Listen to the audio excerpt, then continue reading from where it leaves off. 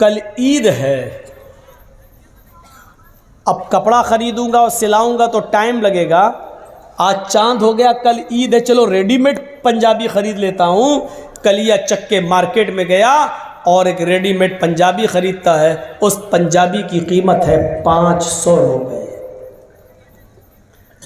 उसके पास पैसे हैं 490 रुपये, लेकिन उसको 10 रुपये कहीं मिल गए। किसी आदमी के गिर गए थे, उसने उठा लिया और जानता है कि फलां आदमी का रुपया गिरा है, लेकिन बताया नहीं। जमीन पर गिरी हुई चीज के भी आप मालिक नहीं हैं, इतना याद रखिएगा। अगर जमीन पर गिरी हुई कोई चीज आप को दिख जाए तो शरीयत का मसला यह है कि देख लिया, गुजर जाओ, उठाना नहीं। और अगर उठा लिया तो अब आपकी जिम्मेदारी है कि 1 साल तक उस चीज का आप ऐलान करेंगे, अनाउंसमेंट करेंगे कि अगर किसी की कोई चीज गिर गई है तो वो हमसे राब्ता कायम करे। कितने दिनों तक? 1 साल तक।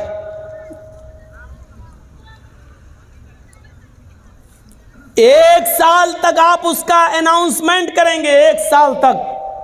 और जब 1 साल के बाद भी कोई नहीं आता है, उसका मालिक नहीं मिलता है,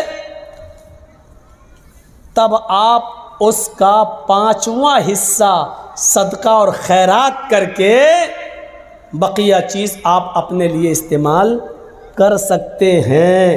यानी 100 रुपये मिले हैं आपको, तो पहले 1 साल तक उसका अनाउंसमेंट करो, बचेगा क्या? और 1 साल तक जब 100 रुपए का मालिक आपको न मिले तो फिर उसमें 5वां हिस्सा यानी 20 रुपए सदका और खैरात गरीब को दो, और उसके बाद 80 रुपए आप इस्तेमाल कर सकते हो। वो भी कब? और ये इस्तेमाल करने की इजाज़त आपको वो भी इस कंडीशन में मिल रही है क्योंकि आपने 1 साल मेहनत की है। यानी ये 80 रुपये भी आपके लिए तब हलाल हो रहे हैं जब आप 1 साल मेहनत करने के बाद उसके मालिक तक नहीं पहुंचा पाए या उसका मालिक नहीं मिला तब। 10 रुपये आपको मिल गए लेकिन आपने उसको बताया नहीं, जिसका गिरा चुपके से आपने उठाया, और 490 रुपये में 10 रुपये मिलाकर 500 रुपये का पंजाबी आपने ख़रीद लिया। 490 रुपये हलाल के हैं जो आपने रिक्शा चलाकर मेहनत करके कमाया, लेकिन 10 रुपये आपने उसमें हराम के मिला दिए। पंजाबी आपने ख़रीद लिया। अब जब तक वो पंजाबी, जब तक वो कुर्ता, जब तक वो कमीज़ आपके जिस्म पर रहेगी, अल्लाह की कसम, ना आपकी कोई फ़र्ज़ नमाज कबूल होगी, ना फ़र्ज़ रोज़ा कबूल होगा, ना नफली नमाज कबूल होगी, ना नफली रोज़ा कबूल होगा। कब तक? जब तक वो पंजाबी आपके जिस्म पर रहेगी, तब तक। अब सोचिएगा, 490 हलाल के हैं, 10 ही उसमें मिलाए थे हमने, तो वो कमीज हमारे लिए हराम हो गई। और कलिया चक के चौराहे पर, चौरंगी पर खड़े होकर जो लॉटरी के टिकट बिकते हैं, वो एक टिकट खरीद लीजिए और अचानक धूल में लाठी लग जाए और 1 लाख, 2 लाख, 5 लाख, 10 लाख रुपए आपको मिल जाएं। जब 490 हलाल के रुपए में 10 रुपए मिला रहे हैं तो सब हराम, तो 1 लाख 2 लाख रुपए प्योर सूद के जो आपको मिल रहे हैं बगैर मेहनत के, वो आपके लिए हलाल कहां से हो गए? और एक मामले में आपका सुल्तानगंज भी बदनाम है, कलिया चक भी बदनाम है, मौजमपुर भी बदनाम है, लखीपुर भी बदनाम है, और इस इलाके के अक्सर गांव बदनाम है, चाहे वो बस्टम नगर हो या 16 माइल, सब बदनाम है। क्या हो? IPL में सट्टा लगाना। और अभी शुरू होने वाले हैं IPL मैच, एक एक बॉल पे सट्टा लगता है, एक एक बॉल पर। ये इतने विकेट ले लेगा, नहीं लिया तो इतना मेरा, ले लिया तो उतना तेरा, ये टीम जीतेगी, एक एक बॉल पर सट्टा लगता है कि दूसरे नंबर पर बॉल जो जाएगी उसमें छक्का लगेगा, उसमें चौवा लगेगा। ये हमारे अंदर ये चीजें आ कहां से गई?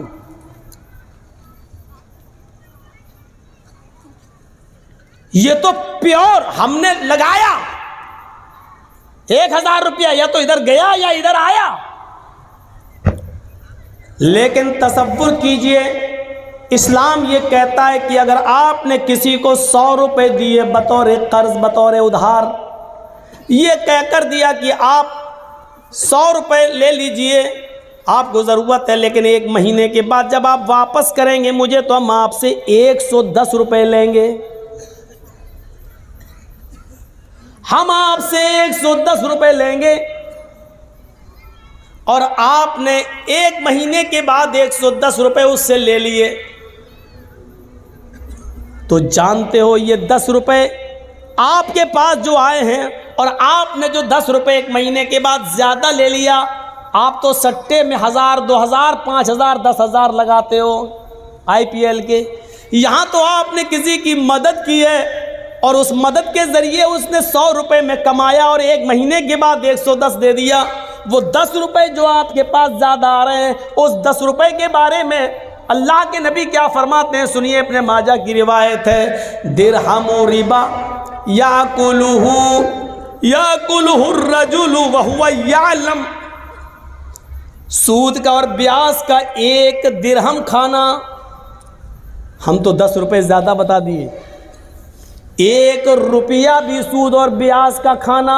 अब सही आया मैं। IPL का सट्टा लगाने वालों गौर से सुनना,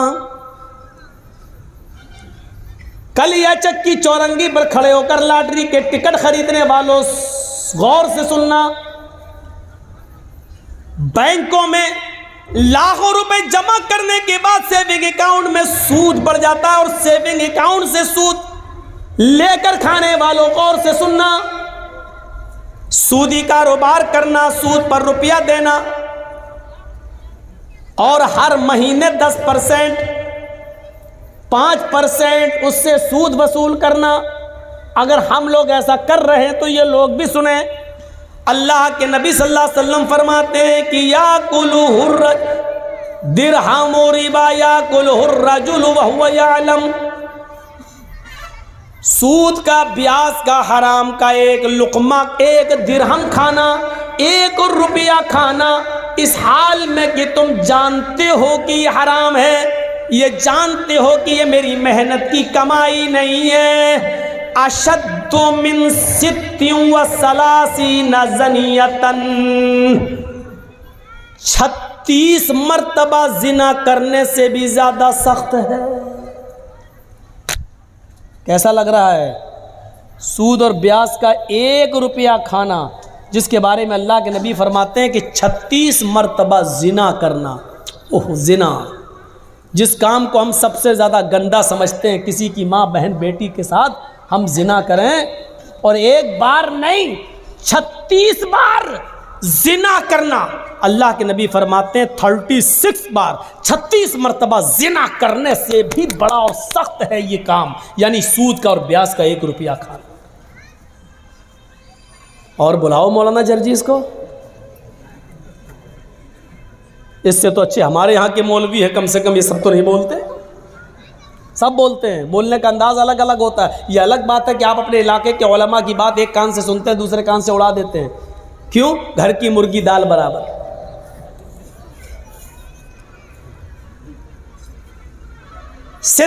सलासीना ज़नियतन, 36 बार। रूह कांप जाएगी, रूह। कहां हैं हम?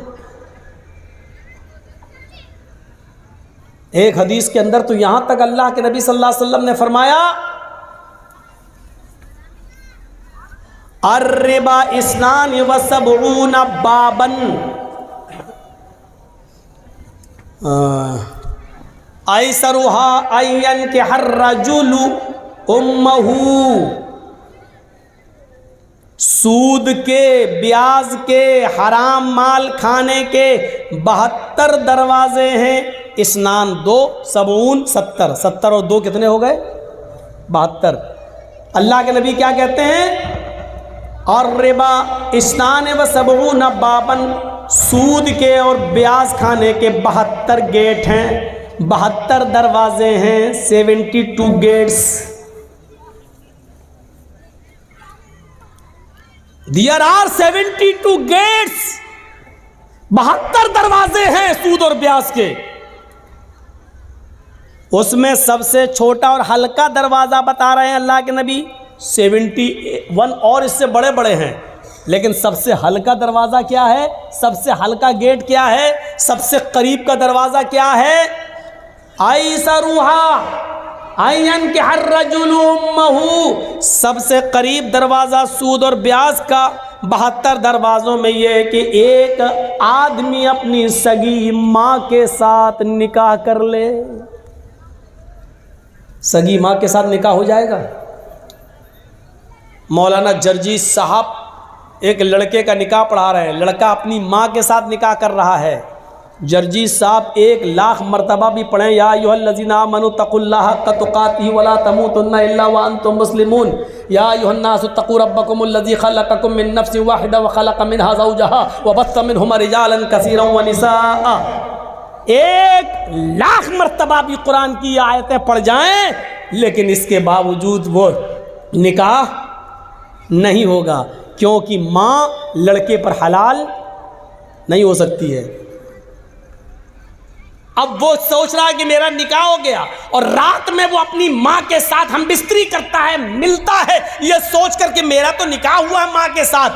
तो क्या निकाह और निकाह के कलमात पढ़ने के बावजूद, ये कुरान की आयतें पढ़ने के बावजूद, क्या उसकी माँ उसके लिए जायज़ हो जाएगी? नहीं। अगर वो हम बिस्तरी करता है तो ये ज़िना ही माना जाएगा और हरामकारी मानी जाएगी। तो अल्लाह के नबी कहते हैं कि 1,00,000 बार कुरान पढ़कर निकाह पढ़ा देने के बावजूद माँ हराम ही रहेगी।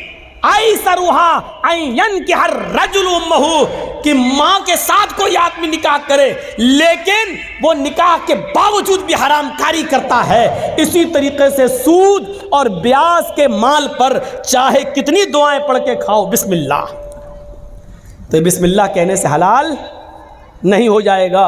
सूद और ब्याज बिल्कुल सूअर के गोश्त की तरह होता है। आप लाख कहिए बिस्मिल्लाह अल्लाहु अकबर, लेकिन सूअर हलाल नहीं होगा, कुत्ता हलाल नहीं होगा।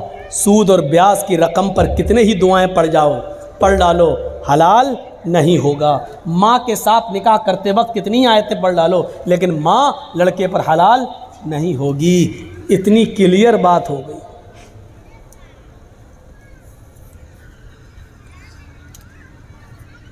याद करिए, या अय्युहल्लज़ीना आमनू तक़ुल्लाह वज़रू मा बक़िया मिनर रिबा। ऐ ईमानों वालों, जो तुमने माल दिया है असल लागत पर और जो बढ़ गया है उस बढ़े हुए माल को छोड़ दो। वज़रू मा बक़िया मिनर रिबा, अल्लाह से डरो और बढ़ा हुआ माल हर हाल में छोड़ दो, हर हाल में छोड़ दो, उसको किसी भी कीमत पर मत लो। ये कुरान कह रहा है, उसको किसी भी कीमत पर मत लो।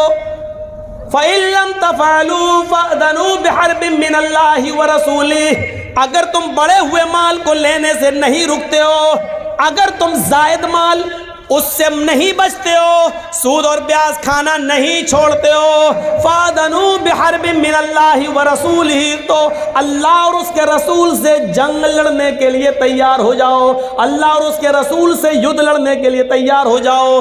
दुनिया में किसने अपनी माँ का इतना दूध पिया है जो अल्लाह से लड़ सके और उसके रसूल से लड़ सके? दुनिया में ऐसा कौन सा माँ का बेटा है जिसने अपनी माँ का इतना दूध पिया है कि वो अल्लाह रब्बुल आलमीन से जंग कर सके और जीत जाए, अल्लाह रब्बुल आलमीन का मुकाबला कर ले? मेरे प्यारे साथियों, तसव्वुर करो, फ़अज़नू बिहर्बिम मिनल्लाहि व रसूलिही, ये अल्लाह फरमा रहा है, कुरान की आयत है कि सूद खाने वालों, जायद माल खाने से बच जाओ, उसको छोड़ दो, किसी भी कीमत पर उसको अपने ऊपर इस्तेमाल मत करो। वो जो बढ़ा हुआ सूद है वो आप ना अपने ऊपर इस्तेमाल कर सकते हैं, ना अपने बीवी बच्चों पर इस्तेमाल कर सकते हैं। अरे उस बड़े हुए सूद को मस्जिद के चंदे में देने में भी इस्तेमाल नहीं कर सकते हो। अगर कोई ये कहे कि दे दो हम मस्जिद की लैट्रीन बना लेंगे, तो बड़ा हुआ सूद मस्जिद के पेशाब खाने और इस्तंजा खाने और लैट्रीन बनाने के भी काम में नहीं आ सकता है। आप बड़े हुए सूद को मस्जिद के लैट्रीन और पेशाब और पायखाने के काम में भी इस्तेमाल नहीं कर सकते हैं, उस चीज में भी नहीं लगा सकते हैं। उस बड़े हुए सूद को आप अगर बैंक से लेते हैं तो जेल के आम कैदियों को जेल से छुड़ाने के लिए आप इस्तेमाल कर सकते हैं, आम शाहराह पर खर्च कर सकते हैं। जैसे कोई रोड है खराब है, उस पर हिंदू मुसलमान सिख ईसाई सब गुजरता है, उससे सबको फायदा होता है, ऐसी जगह पर आप इस्तेमाल कर सकते हैं। लेकिन जो सिर्फ मुसलमान जिससे फायदा उठाएं वहां आप इस्तेमाल नहीं कर सकते हैं। अब आप गौर कीजिए, मस्जिद की लैट्रीन और पेशाब और पायखाना तक अगर उस पैसे से नहीं बन सकता और जायज नहीं है, वो माल आप अपनी औलाद को और अपनी बीवी को और अपने बच्चों को खिलाते हो। शर्म आनी चाहिए हमें और आपको, शर्म। ऐसा सब कुछ करने के बाद और हम ये उम्मीद रखें कि कयामत के दिन हमें इसका हिसाब नहीं देना होगा। मालिक यौमिद्दीन, वो कयामत के दिन का मालिक है, एक एक चीज पर नजर रखे हुए है। आप छिपाना चाहोगे तो ये जमीन खुद बोल देगी कि अल्लाह इसने मेरे सीने पर खड़े होकर यहाँ सूद खाया था, ये चौरंगी थी, यहाँ से इसने लॉटरी का टिकट लिया था, आय अल्लाह इसने फला IPL इंडिया और पाकिस्तान की टीम में इतने इतने रुपए इसने सट्टे में लगाए थे। ये जमीन खुद गवाही देगी। इज़ा ज़ुल्ज़िलतिल अर्ज़ु ज़िलज़ालहा व अख़रजतिल अर्ज़ु अस्क़ालहा व क़ालल इंसानु मा लहा। ज़मीन अपने अंदर के सारे सीने को, सारे ख़ज़ाने को बाहर निकाल देगी। जब ज़मीन में ज़लज़ला पैदा होगा, जब ज़मीन में भूकंप आएगा, वक़ालल इंसानु मा लहा, और इंसान कहेगा इसको ये क्या हो गया है। यौमइज़िन तुहद्दिसु अख़बारा, उस दिन ये ज़मीन अपने अंदर के एक एक चीज़ को बयान करेगी, बोलेगी। ये मत सोचिए कि ज़मीन कैसे बोलेगी, ज़मीन तो बेजान है, ज़मीन तो बेजान है, कैसे बोलेगी। मोबाइल क्या है, जानदार है क्या? मोबाइल बोल रहा है कि नहीं बोल रहा है? रेडियो क्या है, बेजान है कि जानदार? बोल रहा है। टीवी क्या है, जानदार है या बेजान?